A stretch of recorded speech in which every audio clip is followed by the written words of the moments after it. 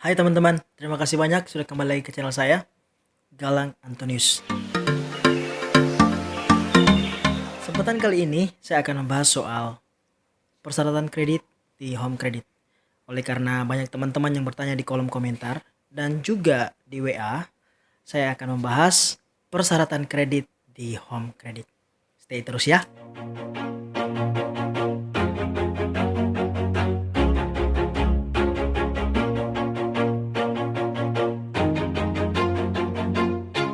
Always do it on my own, so I gotta get through it. And the only thing I know is to love what I'm doing. Never give up, never slow, till I finally prove it. Never listen to the no's, I just wanna keep moving. Keep my head up when I act, head up, that's a fact. Pertama, tentu saja kita harus lihat dulu persyaratan umumnya. Nah, jadi persyaratan umum di sini saya punya maksud adalah itu kita lihat soal usia duluan ya. Jadi teman-teman kalau misalkan yang mau kredit di home credit itu umurnya minimal 21 tahun sampai maksimalnya itu 65 tahun kalau di home credit. Nah, terus kalau misalkan ini ada pengecualian, kalau misalkan teman-teman atau bapak ibu atau saudara-saudari yang sudah menikah dan punya kartu keluarga juga ya, KTP-nya juga sudah menikah, itu umur 19 tahun atau 20 tahun itu juga sudah bisa kredit.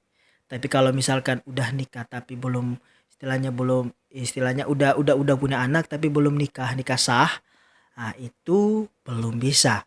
Jadi saya ulangi lagi, teman-teman yang bisa kredit itu adalah umur 21 tahun sampai 65 tahun, itu standarnya.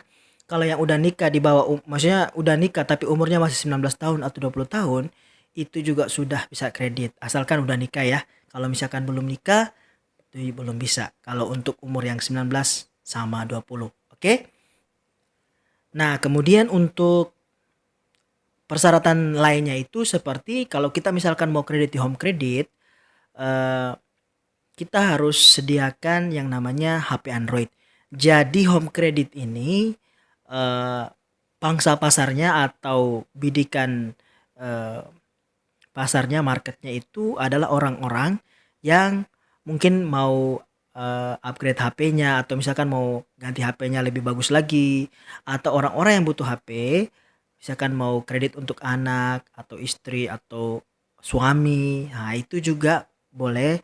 Jadi mereka itu kita bidikan pasarnya itu adalah pada orang-orang yang memiliki HP Android. Jadi kalau misalkan yang tidak punya HP Android gimana?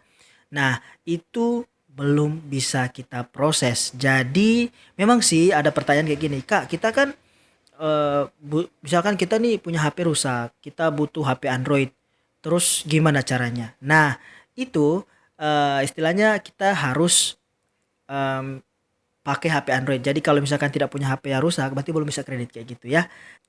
Nah, sekarang persyaratannya itu berupa dokumen. Nah, dokumen-dokumen apa saja yang perlu kita siapkan untuk kredit di home credit? Yang pertama itu ada dokumen wajib, yaitu KTP. Jadi KTP-nya itu yang asli, bukan fotokopian.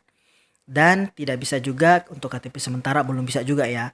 Nah, teman-teman, untuk KTP ini kalau misalkan teman-teman punya KTP di luar daerah itu, misalkan contoh ya, saya di Kota Kupang, terus saya mau kredit, saya punya KTP ternyata di Flores, Adonara misalkan. Nah, itu bisa untuk kredit walaupun saya di Kupang. Ya kan, biasanya tuh ada bilang, oh saya punya KTP luar jadi saya tidak bisa kredit. Nah, itu kalau di home credit bisa ya. Yang penting KTP-nya itu sudah elektrik. Oke, sampai di sini paham? Kita lanjut. Nah, untuk dokumen pendukung lainnya itu seperti teman-teman bisa sediakan atau Bapak Ibu bisa sediakan SIM. Nah, SIM di sini adalah yang tentu saja yang SIM-nya aktif ya. Mau SIM mobil, motor atau SIM yang umum B1 ya. B berapa itu? Pokoknya umum tidak jadi masalah. Yang penting bisa ada SIM yang masih aktif kayak gitu. Nah, yang berikut itu kita juga bisa pakai KIS atau BPJS Kesehatan. Nah, dokumen pendukung ini itu kita bisa pilih. Jadi misalkan kita tidak punya BPJS, kita bisa pakai SIM atau dokumen yang lain. Yang penting yang paling wajib itu adalah KTP. Jadi KTP nanti diganding dengan satu dokumen pendukung lain. Nah, dokumen pendukung yang berikutnya itu adalah NPWP. Jadi teman-teman juga atau Bapak Ibu bisa kredit pakai NPWP juga. Nah, tentu saja semua dokumen pendukung ini tidak boleh difotokopi, bawa yang asli. Nah, terus pertanyaannya, apakah yang asli ini akan ditahan? Nah, teman-teman, di sini saya jelaskan, dokumen-dokumen asli ini tidak akan ditahan, hanya digunakan pada saat proses saja. Setelah itu, dokumennya akan dikembalikan secara utuh. Oke? Nah, untuk dokumen pendukung berikutnya itu bisa juga teman-teman memakai kartu keluarga yang asli. Dan kartu keluarga yang asli itu usahakan di bagian depan, bukan di bagian kan kartu keluarga itu biasanya ada berapa lembar nih. Jadi misalkan lembar pertama, kedua, ketiga, dan keempat. Usahakan teman-teman bawa itu yang lembar pertamanya, oke? Nah, yang berikut teman-teman juga kalau misalkan dokumen pendukung yang lainnya itu tidak ada, bisa juga gunakan STNK. Syaratnya adalah STNK-nya itu usahakan masih aktif dan pajaknya itu juga harus aktif. Jadi kalau misalkan tidak aktif, pajaknya tidak aktif atau STNK-nya sudah mati, itu tidak bisa digunakan. Nah, yang berikut lagi kita juga bisa gunakan kartu PNS. Jadi untuk Bapak Ibu teman-teman yang PNS boleh gunakan kartu PNS.